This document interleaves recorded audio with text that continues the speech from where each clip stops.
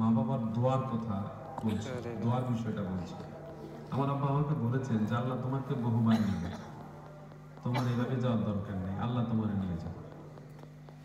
আমি আলহামদুলিল্লাহ শুকরিয়া, 2005-এ 12ই মে আমার আব্বা ইন্তেকাল করেছেন। 2006 সালে আমার প্রথম যাওয়া আল্লাহ সাহেব, আর এই বছরও অক্টোবর মাসে গিয়ে আসছি।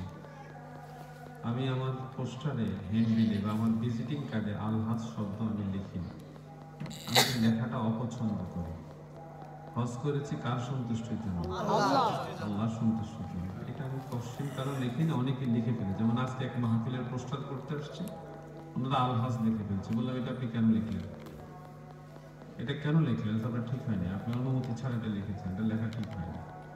এটা আলহামদুলিল্লাহ আমি সন্তুষ্ট আল্লাহর দরবারে শুকরিয়া, আমার বাবার দোয়া কাজে লেগেছে। আমি কতবার গেছি, এমনও বছর হয়েছে আমি 2বার গেছি।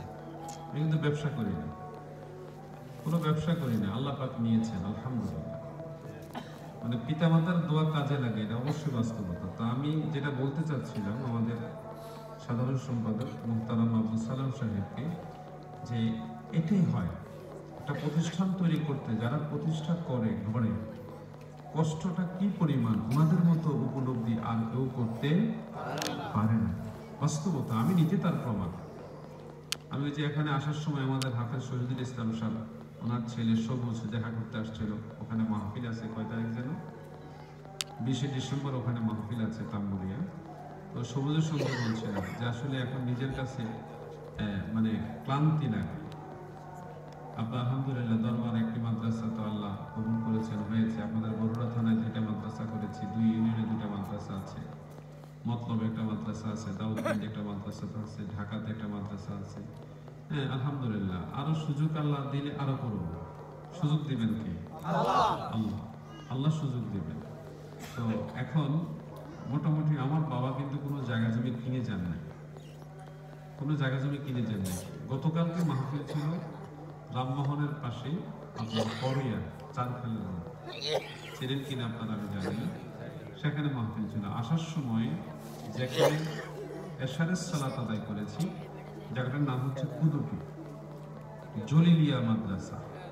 আমি প্রথম বুঝতে পারিনি, হাফেজ আব্দুল জলিল সাহেব, মাওলানা আব্দুল জলিল, তিনি অনেক মাহফিল করতেন, নাম করা মানুষ ছিলেন। আমার আব্বার সঙ্গে উনি অনেক প্রোগ্রাম করেছেন এবং আমাদের বাড়িতে তিনি বহুবার গেছেন।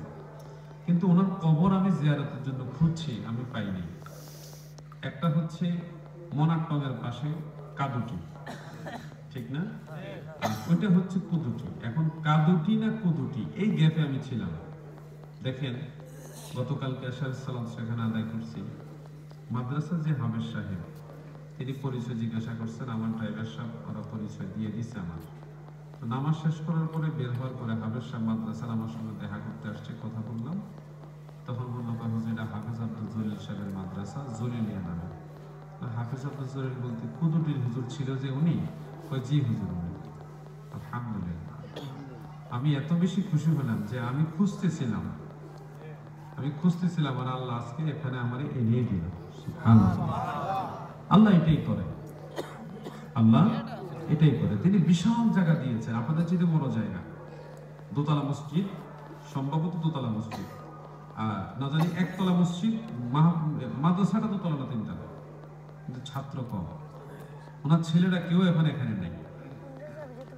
তখন মনের সান্ত্বনা দিলাম যে অনেক আল্লাহওয়ালাদের প্রতিষ্ঠানগুলো শুধুমাত্র পরিচালকের অভাবে নষ্ট হয়ে যায়, আর সাধারণ অনেক প্রতিষ্ঠান জ্ঞান সম্পূর্ণ পরিচালক থাকার কারণে আল্লাহ তাআলা এগুলোকে উঠায় দেয়। বুঝতে পারছেন?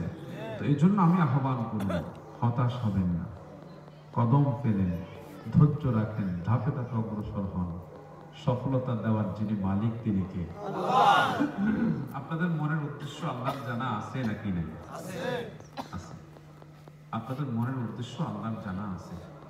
উদ্দেশ্য সব আমি বিশ্বাস করি। তার কারণ হচ্ছে যে 2জন মুরব্বী পাশে বসা, ওনারা আমার সঙ্গে যোগাযোগ করেন, ওনারা আমার কাছে গিয়েছেন, কথা হয়েছে।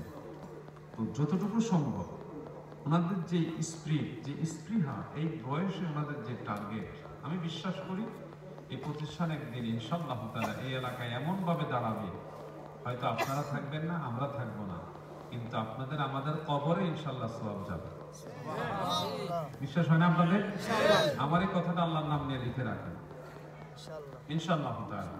আমার আত্মবিশ্বাস, দেখেছি যেই প্রতিষ্ঠান বেশি হুসট খায় ওই প্রতিষ্ঠান ওই এলাকায় শ্রেষ্ঠ হয়। কথা বুঝছেন? এই জন্য ধৈর্য ধরে আঁকড়ায় রাখতে হবে। আল্লাহ তাআলা আমাদের কবুল করুন, সকলে বলি আমিন। আমি আলোচনায় চলে যাই।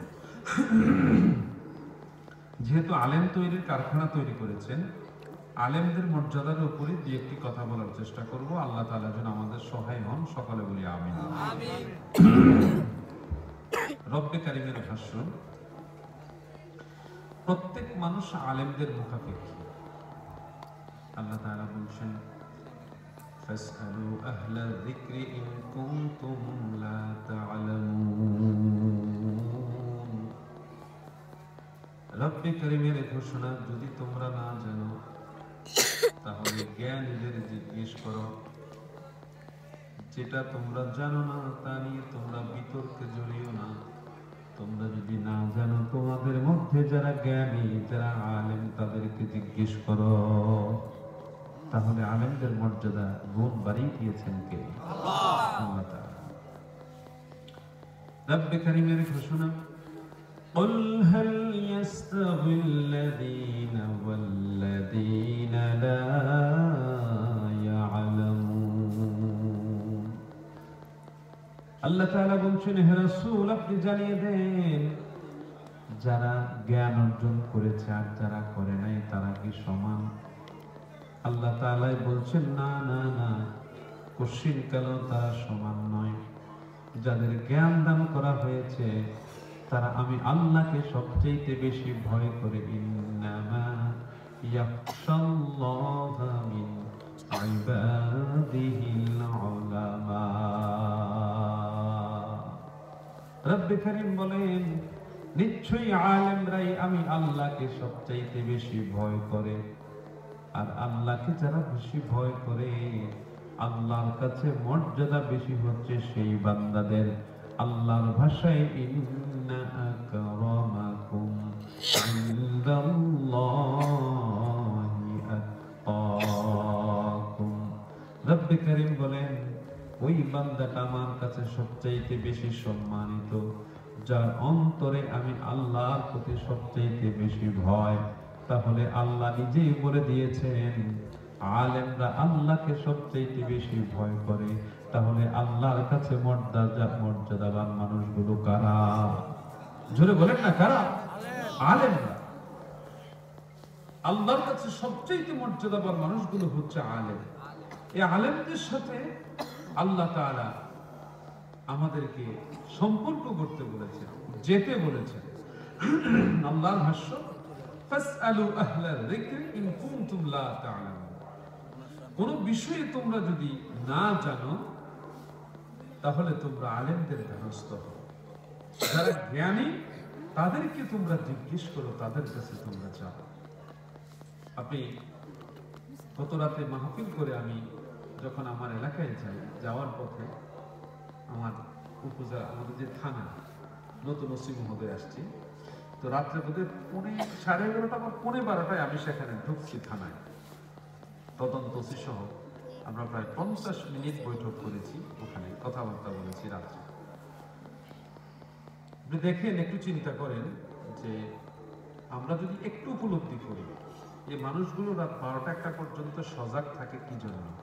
এলাকার শান্তি শৃঙ্খলা রক্ষার জন্য, ঠিক কিনা? ওনারা দায়িত্ব পালন করেন, কত কঠিন দায়িত্ব।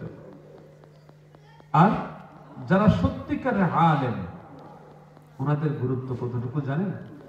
আল্লাহর নবী সাইয়্যিদুনা মুহাম্মদ রাসূলুল্লাহ সাল্লাল্লাহু আলাইহি ওয়াসাল্লাম বলেন,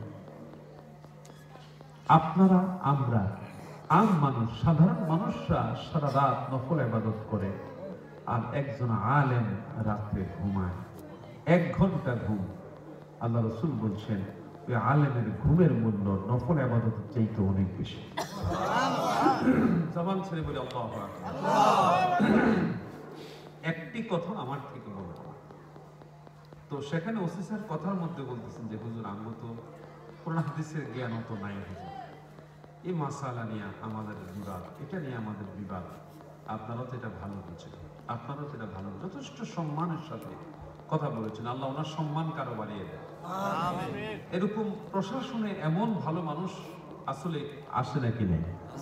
কেউ আছে বদমেজাজি, খারাপ আচরণ করে, আর কেউ আছে মানুষের সঙ্গে খাদেমের মতোই অত্যন্ত শান্ত ভাষায় কথা বলে।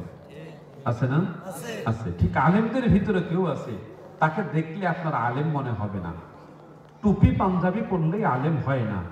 আলেম হওয়ার জন্য তার যে একটা শর্ত, সেটা হচ্ছে জ্ঞানের পাশাপাশি তার ভিতরে তাকওয়া থাকা, তার স্বভাব চরিত্র ভালো হওয়া, তার কথাবার্তার ধরন আল্লাহর খুশি মতো হওয়া, রসুলের আদর্শ মতো জীবন যাপন করা।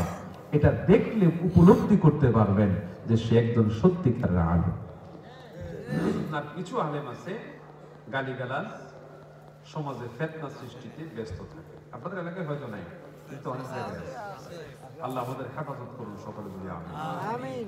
আচ্ছা, উপরোক্ত আয়াতে আল্লাহ তাআলা আলেমদের জিজ্ঞেস করার জন্য আমাদেরকে নির্দেশ করেছেন।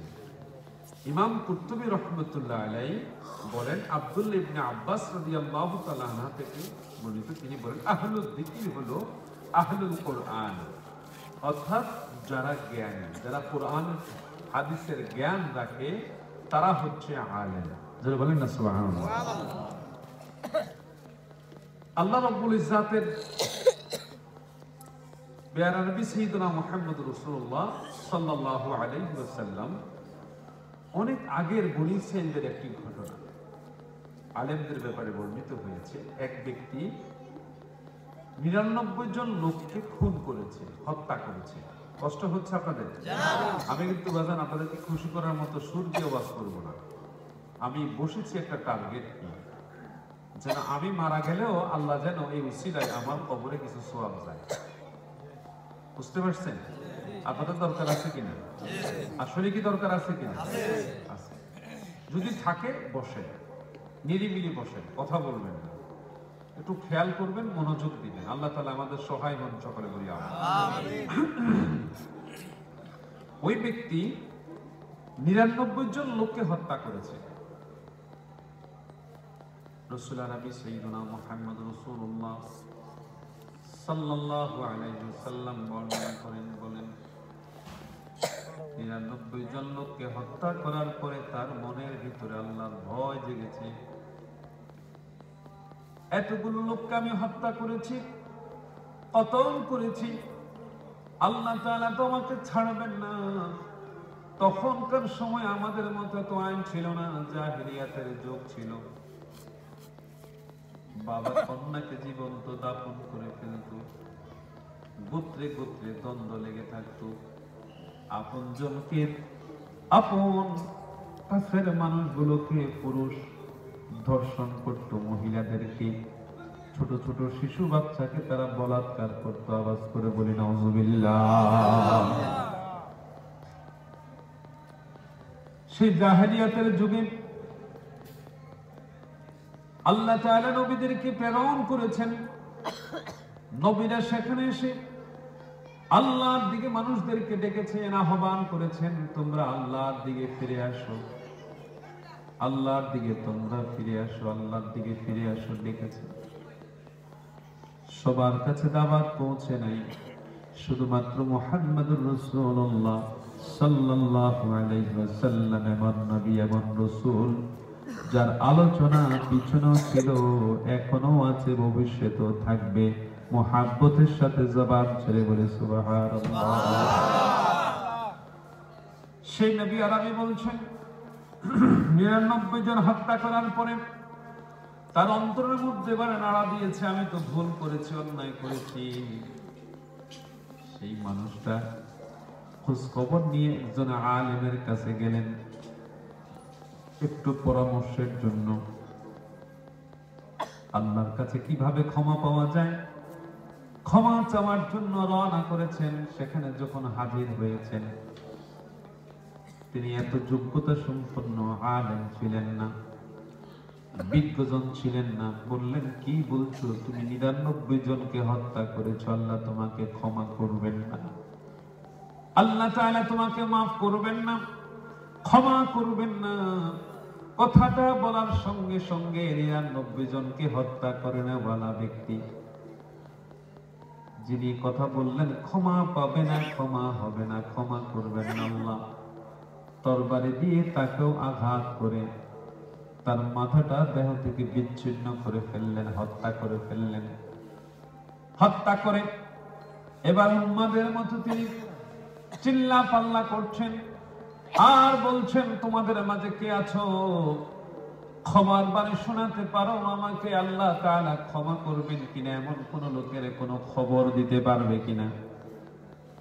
বয়োবৃদ্ধ একজন মানুষ ডেকে বলে, আল্লাহর বান্দা, আমাদের পাশেই একজন আলেম আছে, বিজ্ঞ ব্যক্তি আছে, তুমি তার কাছে যাও, হতে পারে তার কাছে গেলে তুমি পরিপূর্ণ সমাধানের আশা করতে পারবে। আওয়াজ করে বলি সুবহানাল্লাহ, জবান ছেড়ে বলি আল্লাহু আকবার।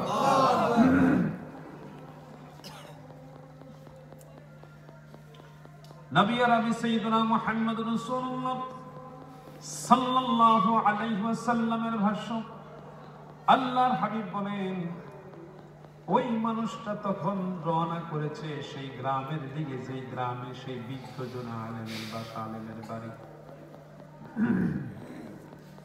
কিছু দূর যাওয়ার পরে হঠাৎ করে তিনি হোঁচট খেয়ে জমিনে পড়ে গেলেন। জমিনে পড়ে গিয়ে সেখানেই তার মৃত্যু হয়ে গেল, তার রূহ চলে গেল। বলেন আল্লাহু আকবার। আল্লাহু আকবার। হায়াতের মালিক কে? আল্লাহ। মউতের মালিক কে? আল্লাহ। রূহ চলে গেছে। রূহ তো হচ্ছে একটা আদেশ মাত্র। আমরা ক্ষমতাশীল মানুষ, ক্ষমতা আছে, আমাদের সামর্থ্য আছে, দৌড়াই কথা বলি, একজনকে 5 জনরে মারি, জুলুম করে, নির্যাতন করে সমাজে আছে নাকি না? কিন্তু রব্বে কারীমের পাওয়ার অনেকের চাইতো বেশি, সে কল্পনাও করতে পারে। হোঁচট খেয়ে পড়ে গেছে, সেখানে তার মৃত্যু হয়েছে। এবার জাহান্নামের ফেরেশতারা তার কাছে চলে আসছে, তার রূহটা কোথায় নিয়ে যাবে? তার রূহটা নিয়ে যাবে সিজ্জিনে। যেই ব্যক্তিগুলো জাহান্নামে, তাদের রূহটা সিজ্জিনে নিয়ে যাওয়া হয়। যে মানুষগুলো জান্নাতি, তাদের রূহগুলো ইল্লিয়িনে নিয়ে যাওয়া হয়। ফেরেশতা আসছে 2 গ্রুপ। এক গ্রুপ বলতেছে এই লোক হত্যাকারী, তার রূহটা নিয়ে যাওয়া হবে সিজ্জিনে। আরেক গ্রুপ বলতেছে না না না, সে ক্ষমার জন্য রওনা করেছে, ক্ষমা চাওয়ার জন্য সে রওনা করেছে একজন আলেমের কাছে, বিজ্ঞজনের কাছে। আল্লাহ তাআলা আলেমকে মর্যাদা দিয়েছেন, তার ভুলের জন্য সে অনুতপ্ত হয়েছে, সেজন্য সে ক্ষমা চাওয়ার জন্য রওনা করেছে। আল্লাহ হচ্ছেন গফুরুর রহিম, তিনি ক্ষমাশীল, অতি দয়ালু। অতএব এই ব্যক্তির রূহটা চলে যাবে ইল্লিয়িনে। জবান ছেড়ে বলি আল্লাহু আকবার। আল্লাহু আকবার। রাসূল আরবির কথা আমার নিজস্ব ব্যক্তিগত কোনো কথা নয়। রওনা হয়েছে, 2 পক্ষের ভিতরে বিতর্ক লেগেছে। এবার রব্বে কারীমের দরবারে খবর চলে গেছে, রব্বে কারীমের দ্বারস্থ হয়েছে আল্লাহ,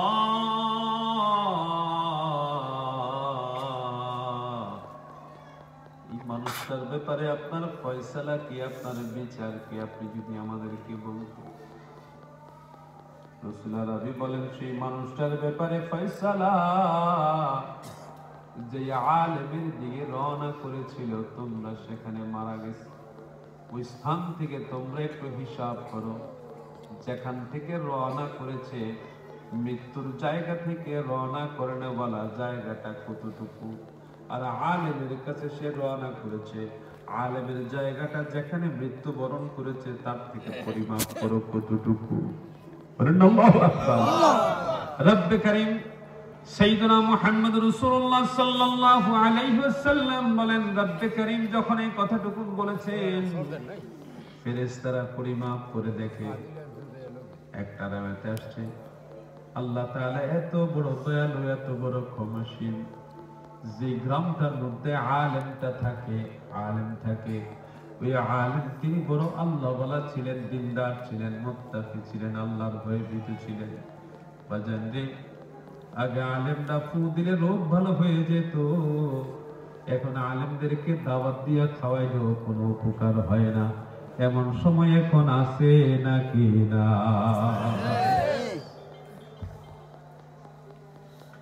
বহু আলেম আছে নিজের নিয়ে ব্যস্ত, নফসের তাড়নায় ব্যস্ত, অহংকারে পরিপূর্ণ। আমি বড় আলেম, আমি বড় ইমাম, আমার চাইতে বড় হাফেজ আর কেউ নাই, বড় আলেম আর কেউ নাই, বড় ইমাম আর কেউ নাই। এই জাতীয় অহংকার ধারণ করে এমন কিছু সমাজে আলেম নামের কলঙ্ক আছে নাকি নেই? আমার রাসূল বলেন, যার অন্তরে সিকি পরিমাণ, বিন্দু পরিমাণ অহংকার আছে, আগুন যেমন লাকড়িকে জ্বালায়া পোড়ায়া ছাই করে দেয়, ঠিক অহংকারও মানুষের নেক আমল গুলা কেমন করে নস্যাৎ করে দেয়, ধূলিসাৎ করে দেয়। আওয়াজ করে বলি নাউযুবিল্লাহ।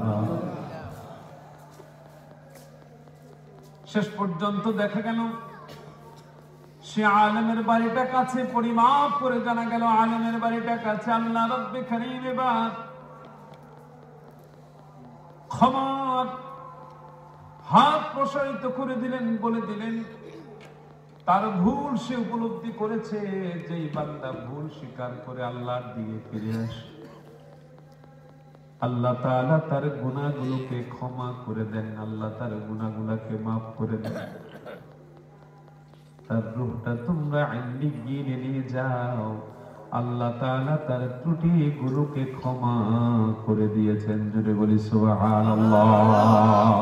শুধুমাত্র কারণ একটা, একজন আলেমের মর্যাদার কারণে আল্লাহ তাআলা সেই মানুষটাকে ক্ষমার ব্যবস্থা করে দিলেন। আওয়াজ করে বলি সুবহানাল্লাহ। হযরত আবু দারদা রাদিয়াল্লাহু তাআলা আনহু বলেন, মানুষের মধ্যে আলেমদের উদাহরণ আকাশের নক্ষত্রের মতো। নক্ষত্র তারকারাজি যেমন করে রাতের আধারকে দূরীভূত করে দেয়, যেখানে আলেম তৈরির কারখানা আছে, আলেম আছে, ওই আলেমদের মাধ্যমে মানুষের অন্তরের আধার দূর হয়ে যায়, মানুষের জাহিলিয়াত দূর হয়ে যায়, মানুষ আল্লাহর আলোয়, দ্বীনের আলোয় আলোকিত হয়ে যায়, মানে পথের দিশা মানুষ পেয়ে সঠিক পথে ফিরে আসে। আওয়াজ করে বলে সুবহানাল্লাহ। জবান ছেড়ে বলে আল্লাহু আকবার। সেজন্য আলেমের দরকার আছে নাকি নাই? জোরে বলেন না, আলেমের দরকার আছে নাকি নাই?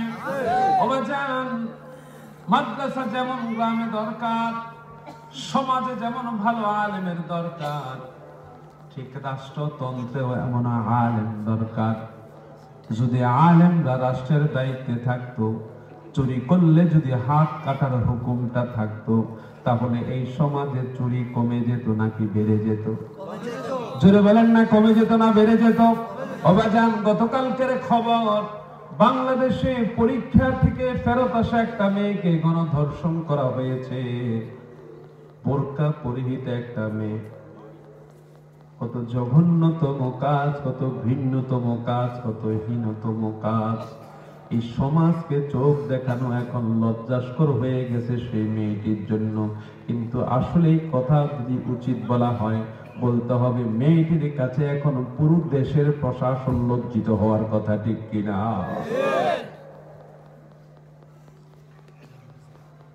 এর জন্য আপনাকে ইলমের নূর লাগবে। আল ইলমু নূরুন, ইলম হচ্ছে নূর, ইলম হচ্ছে আলো। নবী আরবি সাইয়্যিদুনা মুহাম্মদুর রাসূলুল্লাহ সাল্লাল্লাহু আলাইহি ওয়াসাল্লামের ভাষ্য, ইন্নাল্লাহা ইয়ারফাউ বিহাযাল কিতাবি আকওয়ামান ওয়া ইয়াদাউ বিহি আখারিন। আল্লাহ তাআলা এই কিতাব কোরআনের মাধ্যমে কোন কোন জাতিকে উন্নতি দান করেন, আবার অন্যদেরকে করেন অবনত।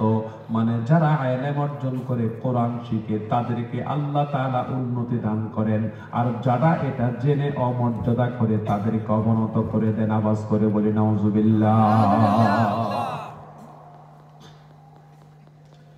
রব্বে কারীম সূরা মুজাদালাতে আল্লাহ রাব্বুল ইজ্জাতের কথা, ইয়ারফা'িল্লাহুল্লাযীনা আমানু মিনকুম ওয়াল্লাযীনা উতুল ইলমা দারাজাত। রব্বে কারীম ঘোষণা করেন, তোমাদের মধ্যে যারা ঈমান এনেছে আর যাদেরকে ইলম দান করা হয়েছে, যাদেরকে জ্ঞান দান করা হয়েছে, ইলম দান করা হয়েছে, আল্লাহ তাআলা তাদেরকে উচ্চ মর্যাদা দান করবেন। আল্লাহ তাআলা তাদেরকে উচ্চ আসনে আসীন করবেন। এটা হচ্ছে সেই বান্দারা, যেই বান্দারা ইলম অর্জন করেছে। আওয়াজ করে বলি সুবহানাল্লাহ। জবান ছেড়ে বলি আল্লাহু আকবার, আল্লাহু আকবার। এজন্য বহু মানুষ চায় তার সন্তানটারে আলেম বানাতে, কে তার জানাজা পড়বে নিয়ে তার পেরেশানি থাকে, আছে নাকি না? বহু মায়ের ইচ্ছা থাকে, সাথ থাকে, স্বামী গো সন্তানটারে আলেম বানাবে, এই সন্তানটা আমাদেরকে জানাজা দিবে, আমাদেরকে কবরে রাখবে, আছে নাকি? আমাদেরকে জানাজা দিবে, আমাদেরকে কবরে রাখবে। কারো ছেলে সন্তান নাই, তার মেয়ে সন্তান আছে, ওই মা বাবা চায় মেয়ে সন্তানটাকে যদি আলেমা বানানো যায়, সেই সন্তানটাকে যদি একজন ভালো আলেমের হাতে তুলে দেওয়া যায়, পাত্রস্থ করা যায়। ও বাজান, এমন বহু শ্বশুর শাশুড়িরা আছে যাদের জানাজা গুলো জামাতা পড়ে আছে নাকি না? তাহলে আলেমের মর্যাদা বাড়িয়ে দিয়েছেন কে? আল্লাহ। আওয়াজ করে বলেন না, বাড়িয়ে দিয়েছেন কে? ইবনুল কাইয়িম রাহমাতুল্লাহ আলাইহি বলেন, নিশ্চয়ই ইলম তার অধিকারীকে দুনিয়া এবং আখিরাতে মর্যাদাবান করে, তার মর্যাদাকে বুলন্দ করে দেয়, বৃদ্ধি করে দেয়।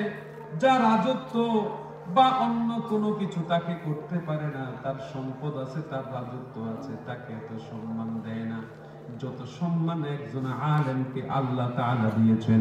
এবার দেখবেন প্রধানমন্ত্রী, সাবেক তিনবারের প্রধানমন্ত্রী অসুস্থ, আল্লাহ ওনাকে শেফা দান করুন। ওনার জন্য আলেমদের কাছে ওনার দলীয় নেতারা লোকজন দোয়া চাই, ঠিক কিনা? যদি বলেন ঠিক কিনা? ও বাজান, পুলিশ অফিসারের বাবা অসুস্থ, আলেমের কাছে, ইমাম সাহেবের কাছে দোয়া চায়। বাজান, সেনাবাহিনীর মেজর জেনারেল, এত বড় দায়িত্ব তার, প্রেসিডেন্টের এত বড় দায়িত্ব, প্রধান উপদেষ্টার এত বড় দায়িত্ব, তারপরও ওনার জানাজায় আলেম, তারপরও ইমামতিতে আলেম, দিনী আলোচনায় আলেম, দোয়াতে আলেম, আছে নাকি নাই? তাহলে আল্লাহ রাসূলের কথা অনুযায়ী ইবনুল কাইয়িম রাহমাতুল্লাহ আলাইহি তিনি বলছেন, কোন রাজত্ব সম্পদ তাকে এত সম্মানিত করতে পারে না যত সম্মানিত দুনিয়া এবং আখিরাতে ইলম অর্জন যারা করে তাদেরকে আল্লাহ তাআলা দান করে। জোরে বলি সুবহানাল্লাহ, জবান ছেড়ে বলি আল্লাহু আকবার, আল্লাহু আকবার। হযরত আবু হুরায়রা থেকে হাদিস খানা বর্ণিত, রাসূল নবী সাইয়্যিদুনা মুহাম্মদ রাসূলুল্লাহ সাল্লাল্লাহু আলাইহি ওয়াসাল্লাম, ওনাকে জিজ্ঞেস করা হয়েছিল, হে আল্লাহর রাসূল, মানুষের মাঝে সম্মানিত ব্যক্তিটাকে, কোন মানুষটা সবচেয়ে বেশি সম্মানিত? প্রশ্ন হচ্ছে আপনাদের, মন খারাপ করেছে? ভাইজান চলে যাচ্ছেন নাকি রে ভাই? যায় না, আসে ও কুদে সাইডে পড় না। আলোচনা আমার কথা নয়, আল্লাহর কালাম নবীর কথা থেকে আলোচনা হচ্ছে। যার অন্তরে একটি লোক যদি দাগ কেটে যায়, আল্লাহ তাআলা কবুল করে, তাহলে আজকের মাহফিল তার উসিলা করে কবুল হয়ে যাবে। জোরে বলি আমিন। হে আল্লাহ রাসূল, মানুষের মাঝে সবচেয়ে সম্মানিত ব্যক্তিকে, রাসূল নবী সাইয়্যিদুনা মুহাম্মদ রাসূলুল্লাহ সাল্লাল্লাহু আলাইহি ওয়াসাল্লাম বললেন, মুত্তাকি যার অন্তরে সবচেয়ে আল্লাহর ভয় বেশি। তখন সেই মানুষজন বলল, আমরা তো আপনাকে এই ব্যাপারে জিজ্ঞেস করিনি। তিনি বললেন, তাহলে আল্লাহর নবী ইউসুফ, যিনি আল্লাহর নবীর পুত্র, আল্লাহর নবীর পৌত্র, আল্লাহ খলিলের প্রপুত্র, তারা বলল, আমরা আপনাকে এই ব্যাপারেও জিজ্ঞেস করিনি। এবার তিনি বললেন, তাহলে কি তোমরা আরবের মূল্যবান কোন গোত্র সমূহ সম্বন্ধে আমাকে প্রশ্ন করছো নাকি? কথা আসলো উত্তম মানুষটাকে, উত্তমকে তার ব্যাপারে পরিচয় দেওয়ার জন্য। খিয়ারুহুম ফিল জাহিলিয়াতি খিয়ারুহুম ফিল ইসলামি ইযা তাকুহু। আল্লাহ রাসূল বলেন, জাহিলি যুগে তাদের মধ্যে যারা সর্বোত্তম ব্যক্তি ছিলেন, ইসলামেও সেই ব্যক্তিরা সর্বোত্তম, যাদের অন্তরে ইলম আছে, ইসলাম সম্পর্কে যাদের জ্ঞান সবচেয়ে বেশি, তারাই হচ্ছে সবচেয়ে বেশি সম্মানিত। আওয়াজ করে বলি সুবহানাল্লাহ। জবান ছেড়ে বলি আল্লাহু আকবার। তাহলে সম্মানিত হওয়ার জন্য ইলম দরকার আছে নাকি নাই? জোরে বলেন না, দরকার আছে নাকি নাই? ওবাজান বক্তব্য হয়, মঞ্চে বক্তব্য রাখে কত বড় নেতা, মন্ত্রী, মিনিস্টার, তার পাওয়ারের কোনো শেষ নেই, তার কথা মানুষ উঠে বসে, বহু আলেমরাও সে উঠায় বসায়, কথা শোনায়, কথা বলায়, বিচার আচার করে। কিন্তু দোয়া চাইতে যখন যায়, তখন যে কোনো একজন আলেমের কাছে যায়, আছে নাকি না? নিজেদের ছোট করে ফেলে, নিজেদের সহজ করে ফেলে। এজন্য নবী আরবি সাইয়্যিদুনা মুহাম্মদ রাসূলুল্লাহ সাল্লাল্লাহু আলাইহি ওয়াসাল্লাম বলেন, হযরত আবু উমামা থেকে হাদিসটা বর্ণিত, আলেমের মর্যাদা আবেদের উপর ঠিক তদ্রূপ যেরকম আমার ফজিলত তোমাদের উপর। জোরে বলেন সুবহানাল্লাহ।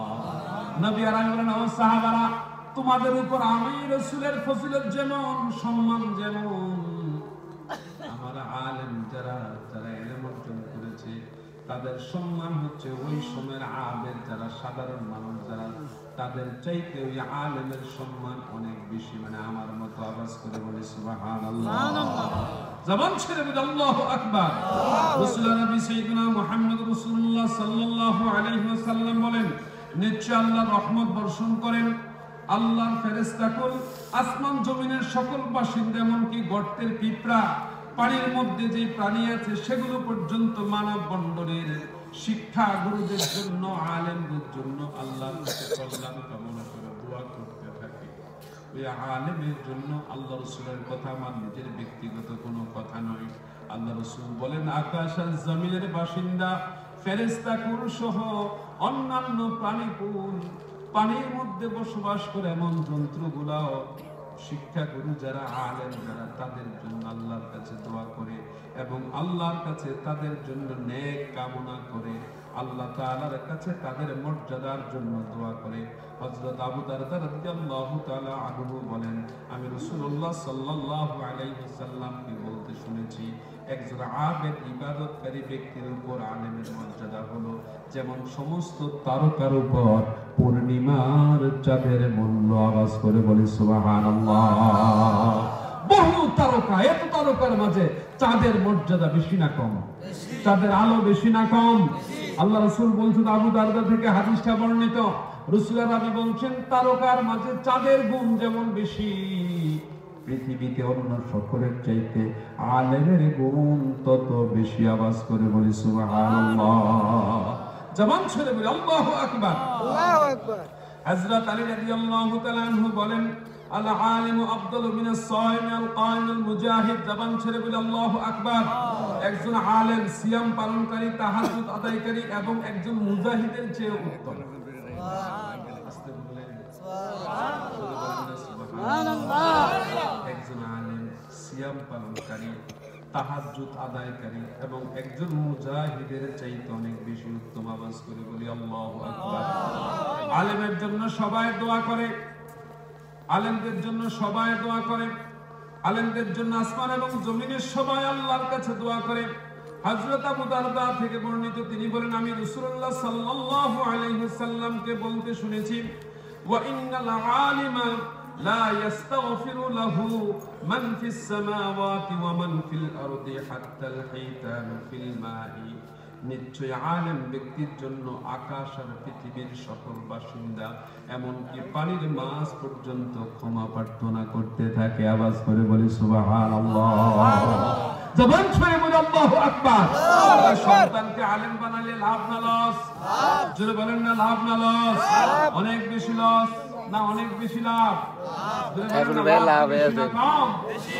মা বন্ধুকে শোনাবেন, বহু মা বোনেরা বহু বাবারা দোয়া করে, আল্লাহ তুমি যদি আমার একটা নেক সন্তান দান করো, তারে আমি হাফেজ বানাবো, আলেম বানাবো। আছে নাকি নাই? জোরে বলেন না, আছে নাকি নাই? এমন নিয়ত করে বহু মানুষ, আল্লাহ সন্তান তো আসে না, সন্তান আসে না বহু বছর।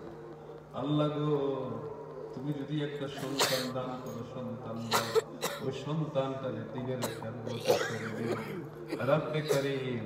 ওই সন্তানটারে হাফেজ বানাবো, আলেম বানাবো।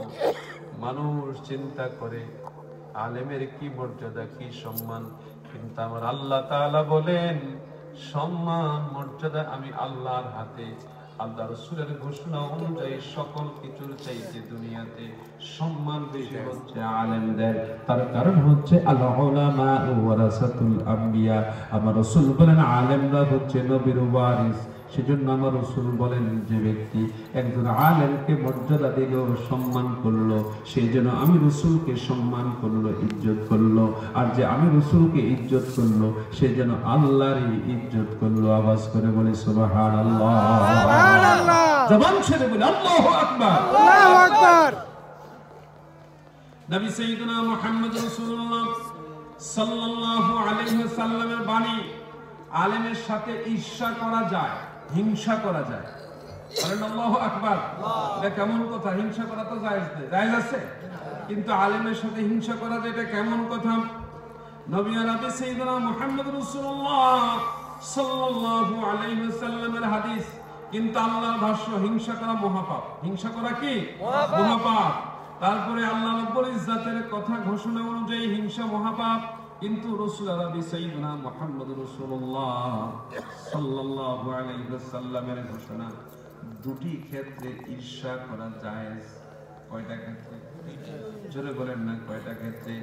নবী আরবি সাইয়্যিদুনা মুহাম্মদ রাসূলুল্লাহ সাল্লাল্লাহু আলাইহি ওয়াসাল্লামের কথা হযরত আব্দুল্লাহ ইবনে মাসউদ রাদিয়াল্লাহু তাআলা আনহু বর্ণনা করেন, কেবল দুজন ব্যক্তি ঈর্ষার পাত্র, সেই ব্যক্তি যাকে আল্লাহ তাআলা ধন সম্পদ দান করেছেন আর সে এটা আল্লাহর রাস্তায় ব্যয় করে, ওই দানকারীর সঙ্গে ঈর্ষা করা যায়। আল্লাহ তুমি তাদের সম্পদ দিচ্ছ, সে আল্লাহর রাস্তায় তোমার রাস্তায় দান করে, আল্লাহ গো তুমি আমারও সম্পদ দাও, আমিও যেন তোমার রাস্তায় ব্যয় করতে পারি। জুড়ে বলে সুবহানাল্লাহ, জবান ছেড়ে বলে আল্লাহু আকবার। দুই নাম্বার সেই লোক যাকে আল্লাহ তাআলা জ্ঞান দান করেছেন, ইলম দান করেছেন।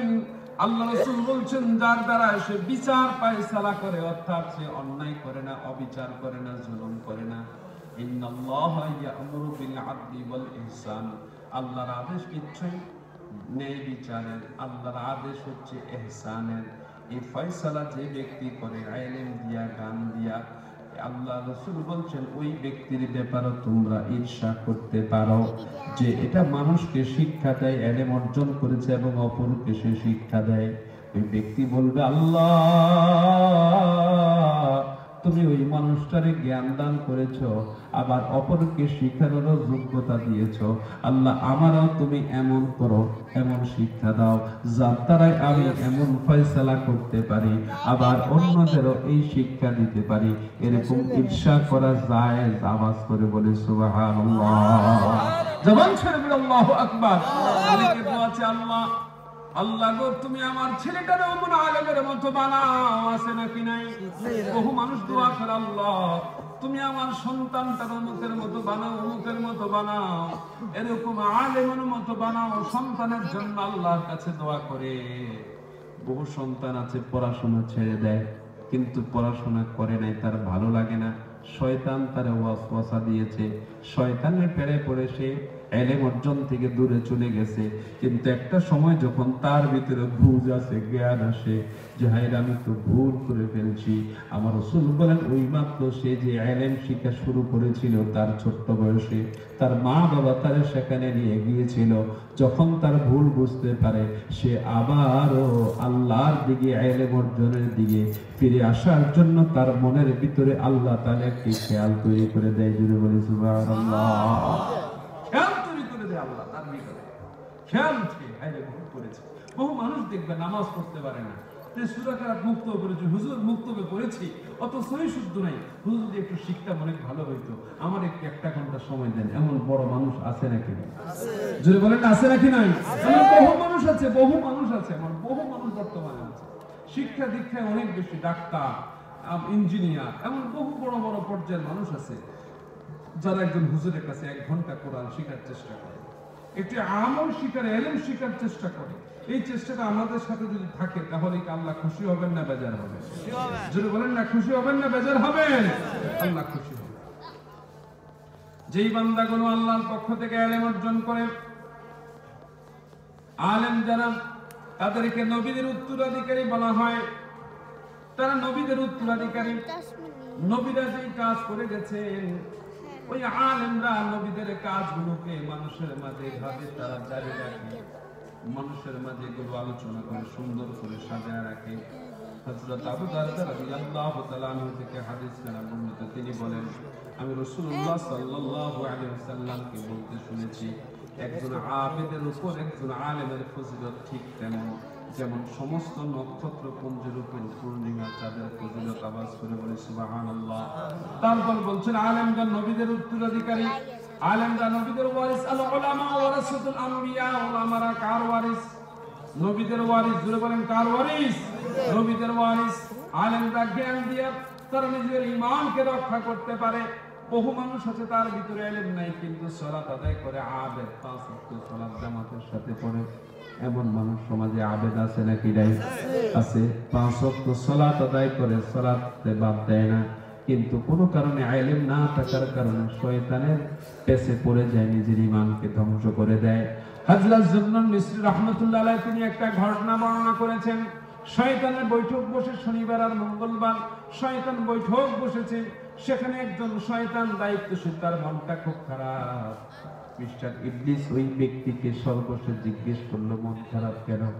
আপনি যে দায়িত্ব দিয়েছেন 2 জন মানুষকে নামাজ থেকে সরানোর, কোনোভাবেই তাদেরকে সরাইতে পারছি না, বহু চেষ্টা করেছি, এজন্য আমার মনটা খারাপ। হয় মানুষগুলাকে স্থানের নাম বলে দিল, তাদের নামগুলো বলে দিল। ইবলিস বলল তুমি টেনশন করো না, এই দায়িত্ব আমি তোমার কাছ থেকে নিলাম। আওয়াজ করে বলি নাউজুবিল্লাহ। দৌড়ায় যায় মিস্টার ইবলিস, একজন বৃদ্ধ লোকের বেশ ধরে, বৃদ্ধ লোকের বেশ ধরে যেই মানুষটা 5 ওয়াক্ত নামাজ পড়ে, আলেম না, সেই মানুষটার সামনে যে হাজির হয়ে যায়, হাজির হয়ে সালাম দেয়। সালাম দিয়া সালাম বিনিময়ের পর বল কেমন আছেন? ভালো আছেন? আলহামদুলিল্লাহ ভালো। কোথায় যান? মসজিদে।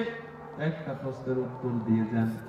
বড় তাড়াতাড়ি জামাতের সময় হয়ে যাচ্ছে, তো বলেন তো দেখি আল্লাহ তাআলা আকাশ জমিন পাহাড় পর্বত নদী নালা সাগর মহাসাগর যা কিছু আছে সব কিছুকে আল্লাহ তাআলা একটা ডিমের ভিতরে নিতে পারবে কিনা? এবার ওই মানুষটা জবাব দেয় অবশ্যই পারবে, আল্লাহর ক্ষমতা আছে। শয়তানের চক্রান্ত অত্যন্ত কঠিন, শয়তানের এসব ওয়াসওয়াসা চক্রান্ত সবটাই বড়ই কঠিন। সেবার প্রশ্ন চলে দেয়, বলেন তো দেখি বুঝলাম আল্লাহ পারবে, আল্লাহর খবর আছে, ক্ষমতা আছে, উত্তর দেন তো আল্লাহ তাআলা এই জিনিসগুলোকে ছোট করে ডিমের ভিতরে ঢুকাবে নাকি ডিমটাকে বড় করে এগুলো ডিমের ভিতরে ঢুকাবে? কেমনে আল্লাহ করবে? আওয়াজ করে বলে নাউজুবিল্লাহ। শয়তানের চক্রান্ত অত্যন্ত কঠিন, বুঝা বড় কঠিন।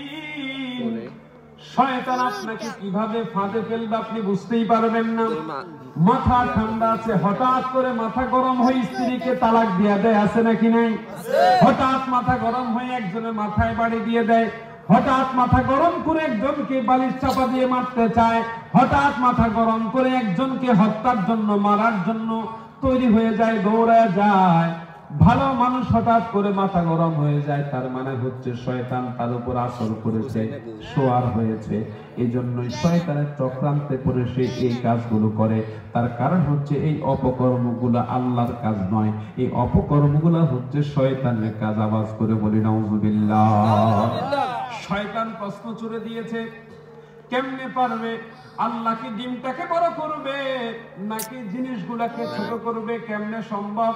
এবার সেই মানুষটা তো আলেম ছিল না, শয়তানের চক্রান্ত বুঝতে পারে নাই, মনের মধ্যে জাগ্রত হয়েছে, কথা তো সত্যি। নাউজুবিল্লাহ বলবেন না? আল্লাহ তো এত জিনিসগুলো ছোট্ট একটা ডিমে কেমনে নিবে, এটা কেমনে সম্ভব? তার ভিতরে আল্লাহর ব্যাপারে সন্দেহ জাগছে। আল্লাহর ব্যাপারে যদি কারো কোনো সন্দেহ জাগে, আমার রাসূলের কথা, সে যত ইবাদত করুক তার কোনো ইবাদত আল্লাহর দরবারে কবুল হবে না। আওয়াজ করে মুহাব্বতের সাথে না, খুব জিদের সাথে বলি নাউজুবিল্লাহ। আল্লাহর সাথে গাদ্দারি করে, অর্থাৎ আল্লাহর কোনো ক্ষমতার ব্যাপারে সে যদি সন্দিহান হয়, তার ঈমান গেছে, সে যত বড় ইবাদতকারী হোক। শয়তানের চক্রান্ত সফল। সেই মানুষটা আলেম না, এজন্য তাকে শয়তান চক্রান্তে ফেলে দিয়েছে। শয়তান এবার চলে গেছে, কয় যান আপনি নামাজে যান, আর জবাব লাগবে না। তার মনের ভিতরে সন্দেহ এসছে, ছোট করতে হবে নাকি এটাকে বড় করতে হবে। এখন চলে গেছে ওই আলেমটা যেই রাস্তায় মসজিদে আসে, সেই আলেমের কাছে যে সালাম দিয়েছে, সালাম দিয়ে এবার জিজ্ঞেস করছে, একটা প্রশ্নের উত্তর দিয়ে যাবে, তাড়াতাড়ি বলো। একই প্রশ্ন, বলেন তো দেখি, আল্লাহ তাআলা ছোট্ট একটা ডিমের ভিতরে আকাশ জমিন যা কিছু আছে সব কিছু ঢুকাতে পারবে কিনা? আলেম উত্তর দিয়ে দিল, অবশ্যই পারবে, কোনো সন্দেহ নাই, অবশ্যই পারবে। ঠিক একই চক্রান্তের বিছানা বিছায়া দিল, জাল ছেড়ে দিল। কেমনে সম্ভব? ছোট্ট একটা ডিমের ভিতরে আল্লাহ তাআলা কেমনে এগুলো ঢুকাবে? কয় ডিমটাকে বড় করতে হবে না, কয় এগুলাকে ছোট করতে হবে। আপনি কি মনে করেন? আওয়াজ করে বলি নাউজুবিল্লাহ। এই সন্দেহ অন্তরে আনা যাবে না। সে আলেম বুঝে গেলেন আল্লাহর ক্ষমতার ব্যাপারে, আন্নাল কুওয়াতা লিল্লাহি জামিআ, সমস্ত সৃষ্টির অধিকারী হচ্ছে, সমস্ত শক্তির অধিকারী হচ্ছেন একমাত্র আল্লাহ। শক্তি বেশি কার? আল্লাহ। পাওয়ার বেশি কার? আল্লাহ। ক্ষমতা বেশি কার? আল্লাহ। আল্লাহর ব্যাপারে যে এই প্রশ্ন করতে পারে সে আর কেউ নয়, সে হচ্ছে শয়তান। আওয়াজ করে বলি নাউজুবিল্লাহ। তিনি আলেম হওয়াতে বুঝে গেলেন, ওরে শয়তান, আমার আর বুঝতে বাকি রইল না, তুমি শয়তান। শয়তান ছাড়া আল্লাহর ব্যাপারে এমন প্রশ্ন কেউ করতে পারে না। এটা তো আল্লাহ তাআলা আমাদেরকে বহু আগে বলে দিয়েছেন। নবী আরবি সাইয়্যিদুনা মুহাম্মদুর রাসূলুল্লাহ সাল্লাল্লাহু আলাইহি ওয়াসাল্লামের কাছে কোরআন কারীম নাযিল হয়েছে। আল্লাহ তাআলা জানিয়ে দিয়েছেন, ইন্নামা আমরুহু ইযা আরাদা শাইআন আন ইয়াকুলা লাহু কুন ফায়াকুন।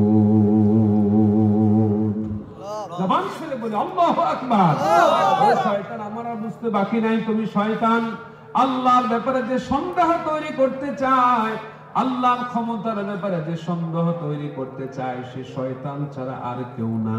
আমি বুঝতে পেরেছি আল্লাহ তাআলা বহু আগে রাসূলের আরবির মধ্যে আমাদেরকে জানিয়ে দিয়েছেন, নিশ্চয়ই আল্লাহ তাআলা যদি কোনো কিছু করার ইরাদা পোষণ করেন, ইচ্ছা পোষণ করেন, আল্লাহ তাআলা যদি বলেন কোন হও ফায়াকুন, এটা হয়ে যায়। এটাকে ছোট করতে হয় না, বড় করতে হয় না। জোরে বলি সুবহানাল্লাহ। জবান ছেড়ে বলি আল্লাহু আকবার। শয়তান সেখান থেকে মন খারাপ করে চলে যায়। তাহলে আলেমরা হচ্ছে নবীদের উত্তরাধিকারী। এজন্য নবীরা শয়তান থেকে বাঁচার জন্য যে ইলম অর্জন করেছেন, আল্লাহ তাআলা যে যোগ্যতা দান করেছেন, তার কিয়দাংশ যোগ্যতা আল্লাহ তাআলা আলেমদেরকে দিয়েছে। জোরে বলি সুবহানাল্লাহ। বলেন আল্লাহু আকবার। তাহলে সেই আলেমদের মর্যাদা বেশি না কম? জোরে বলেন না, বেশি না কম? এবার আসেন ইমামতির বেলায়। কে ইমাম হবে? ৮-১০ জন লোক একসাথে আছে, আপনারা ধরেন এখানে বড় হুজুর কেউ নেই, আপনারা 8-10 জন সেখানে আছেন, ইমাম কে হবে? সালাত ইমাম হয় একটি সম্মানের বিষয়। রাসূল আরবি সাইয়্যিদুনা মুহাম্মদ রাসূলুল্লাহ সাল্লাল্লাহু আলাইহি ওয়াসাল্লাম সহ সাহাবীগণের মধ্যে যোগ্য ব্যক্তিবর্গ ইমামতি করেছেন। আর ইমাম হওয়ার জন্য দ্বীনি জ্ঞানে পারদর্শী যারা, তারাই বেশি হকদার। আবু মাসউদ আনসারী রাদিয়াল্লাহু তাআলা আনহুকে বলতে শুনেছি, রাসূলুল্লাহ সাল্লাল্লাহু আলাইহি সাল্লাম বলেছেন, যে ব্যক্তি কোরআন তেলাওয়াতে বেশি পারদর্শী সেই ব্যক্তি লোকদের ইমামতি করবে। আওয়াজ করে বলি সুবহানাল্লাহ। তাহলে যার ইলম আছে তার ভিতরে কোরআনের জ্ঞান আছে, ঠিক কিনা? তাহলে ইমামতি করবে কোন ব্যক্তি? যার ভিতরে কোরআনের গুণ আছে, কোরআনের ইলম আছে, কোরআন তেলাওয়াতের যোগ্যতা যার আছে। যদি কোরআন পাঠে সবাই সমান হয় তাহলে কে করবে? এমন আছে না যে কোরআন তেলাওয়াত সবাই করতে পারে, এখন তার মাঝে কে হবে? আমার রাসূল বলেন সেই ব্যক্তি বেশি করবে যাই ব্যক্তি হাদিসের ব্যাপারে বেশি বিজ্ঞ। বলেন না সুবহানাল্লাহ। তাহলে সেও কি আলেম নাকি জালেম? যে বলেন না আলেম নাকি জালেম? ও বাজান, তাহলে আপনাদের জন্য কত খুশনসিব, আপনারা আলেম তৈরির কারখানা পেয়েছেন। এখানে মহিলাদেরকে আলেম বানানো হচ্ছে, আলেমা বানানো হচ্ছে। এবার বলতে পারেন হুজুর মহিলারা কি ইমামতি করবে নাকি? না না না, মহিলারা ইমামতি করার মুসলমানদের ভিতরে এটা নাই, এটা শরীয়তের বাহিরে। কিন্তু মহিলারা যদি ভালো আলেমা হয়, তারা হবে হক্কানি আলেমের মা, একজন সত্যিকারের দিনদার ইমামের মা, ঠিক কিনা?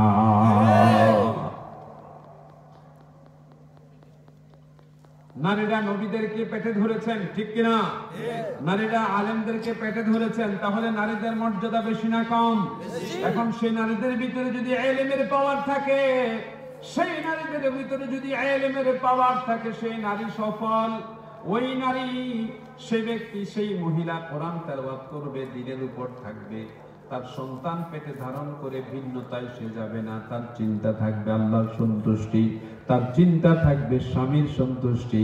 সেজন্যই যদি আপনি আপনার কন্যাকে আলেমা বানান, সে আলেমার দ্বারাই আল্লাহ তাআলা সন্তান দিবেন, 1 জন 2 জন 5 জন ধরেন।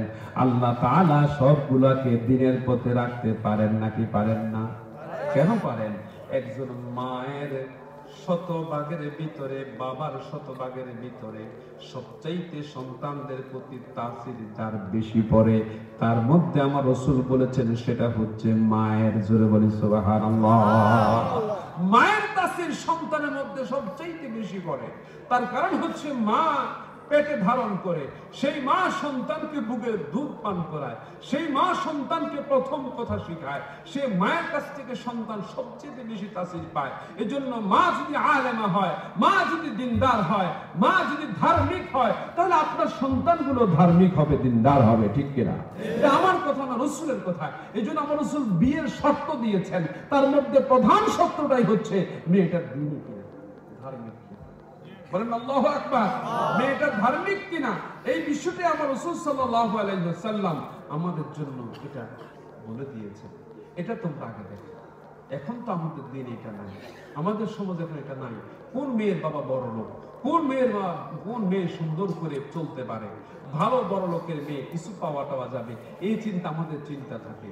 কিন্তু সত্যিকার ভাবে যে মেয়ে যে মেয়ে আল্লাহওয়ালা, সেই মেয়ের মর্যাদা হয় সবচেয়ে বেশি। জোরে বলি সুবহানাল্লাহ।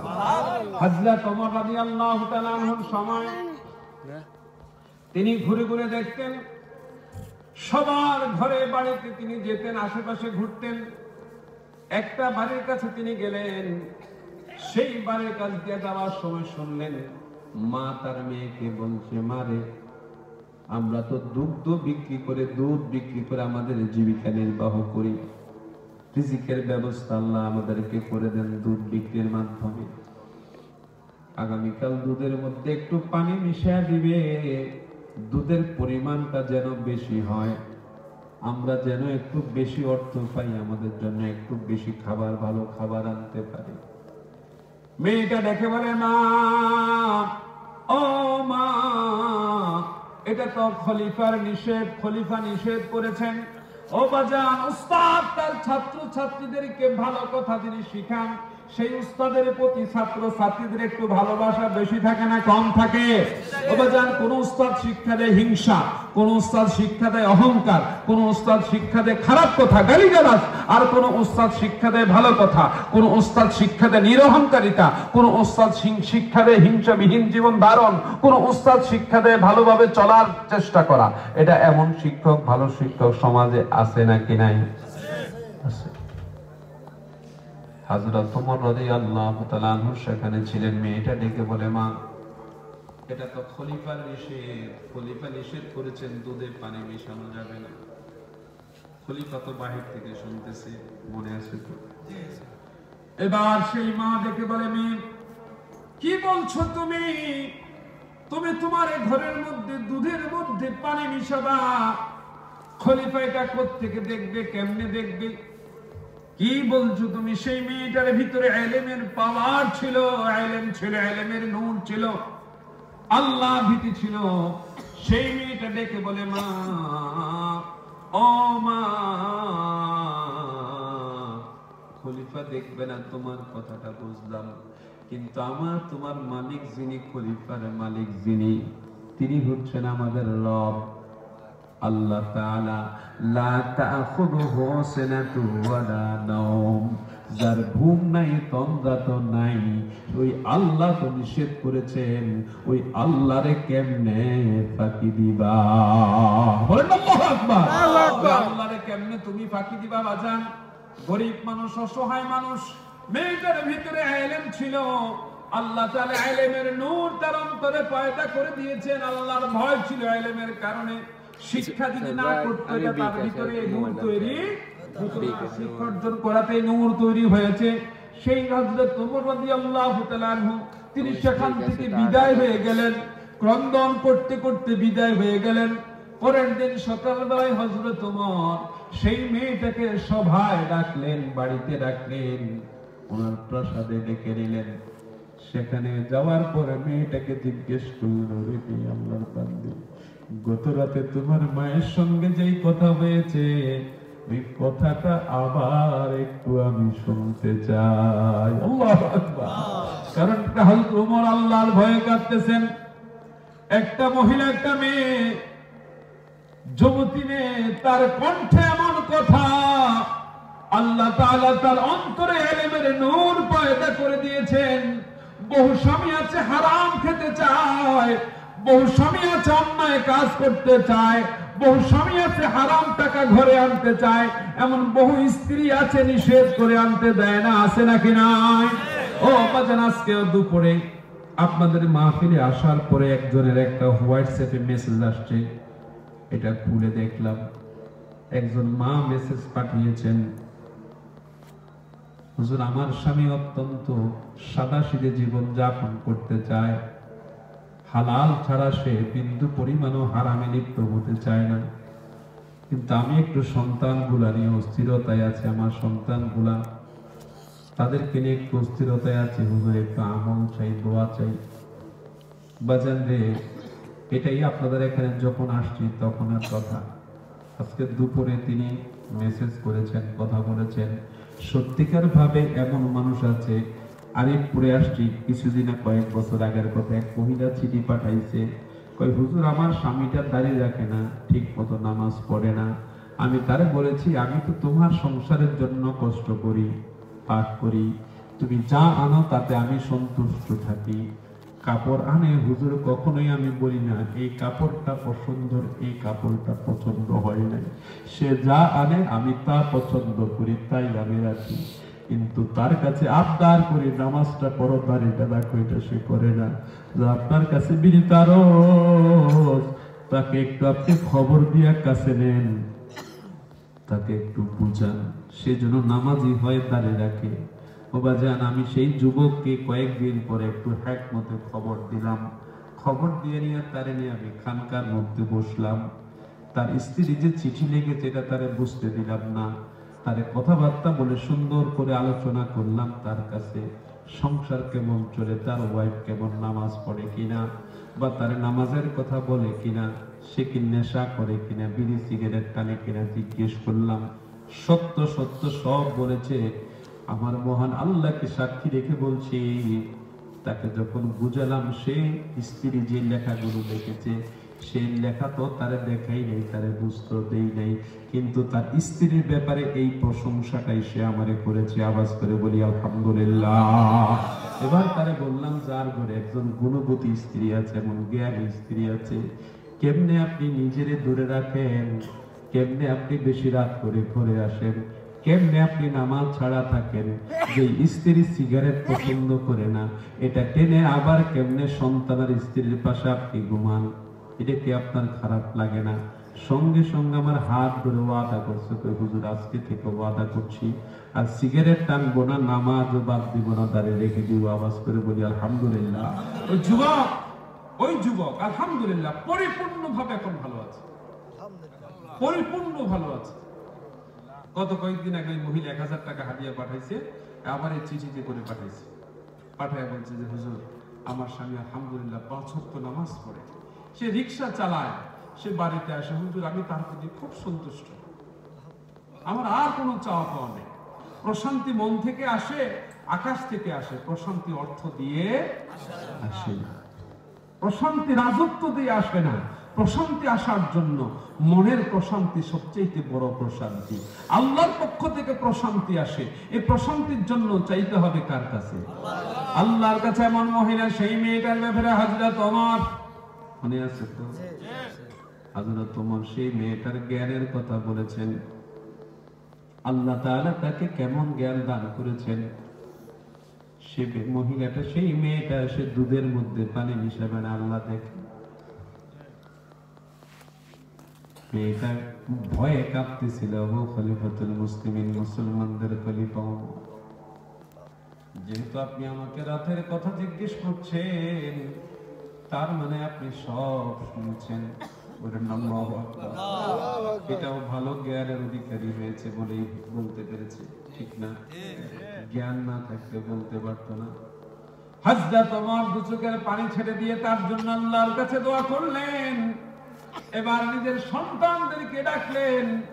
হযরত ওমর সন্তানদেরকে ডেকে বললেন, তোমরা বিবাহের উপযুক্ত হয়েছো, তোমাদের জন্য এই মেয়েটার থেকে উত্তম পাত্রী আমার নজরে আর পড়ে না।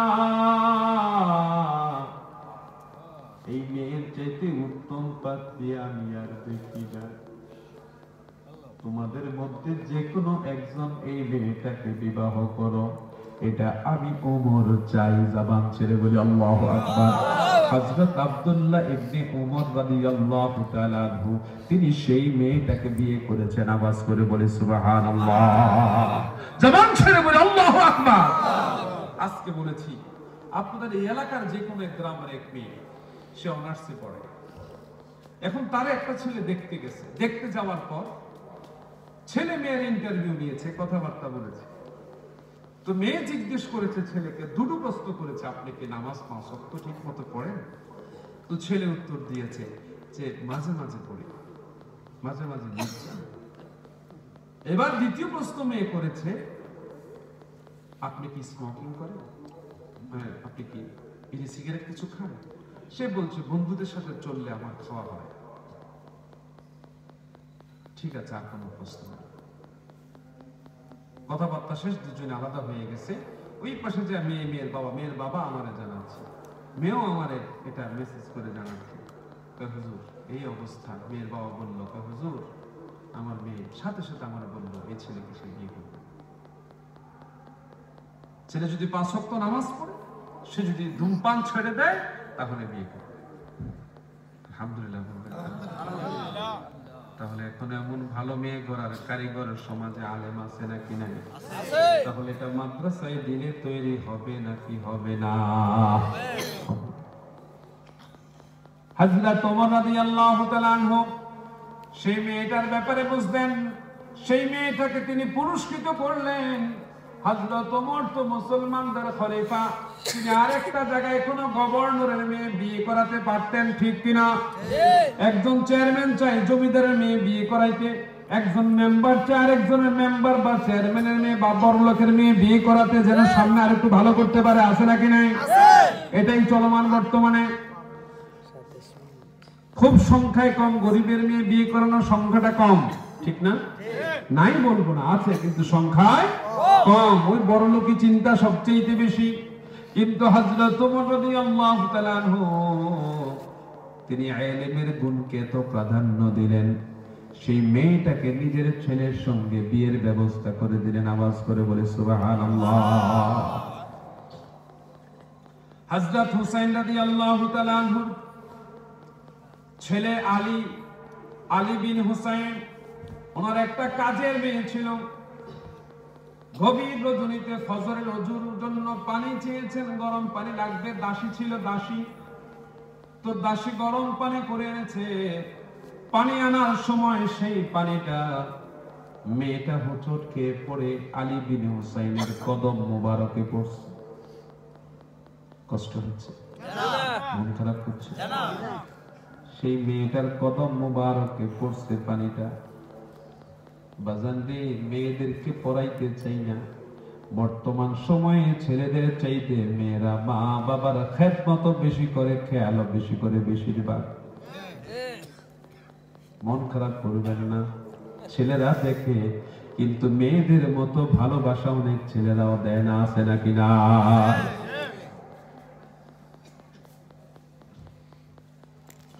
হযরত আলী বিন হুসাইন রাদিয়াল্লাহু তাআলা আনহু মেয়েটা হোঁচট খেয়ে পড়ে গরম পানিটা ওনার পায়ে পড়লো। তিনি রাগত নজরে তাকালেন, ধমক দিবেন, রাগ করে মেয়েটার দিকে তাকালেন। তাকানোর সঙ্গে সঙ্গে সেই মেয়েটা দেখে বলে, ইয়া আব্দুল্লাহ, ও আল্লাহর বান্দা। আল্লাহ তাআলা মুমিনের গুণ বর্ণনা করেছেন, ওয়াল কাযিমিনাল গায়য, মুমিনরা তাদের রাগকে কন্ট্রোল করে।